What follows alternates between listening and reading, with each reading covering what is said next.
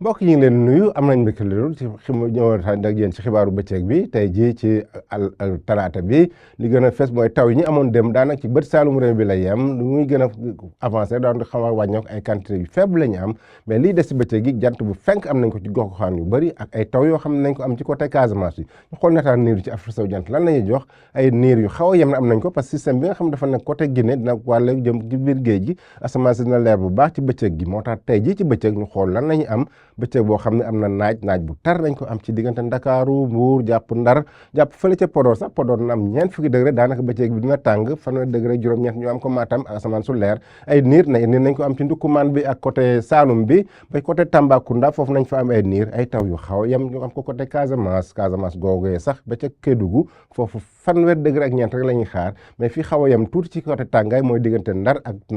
Dakar ak Mbuur fanweeri degré ak ñaar lay am donc mbokk loolu la ñu indi loon tey ci xibaaru bëccëg gi bu leen fàtte dem suñu plateforme ay information ñu gën a ràññatle ñu leen di daje ba ci kanam wasalaam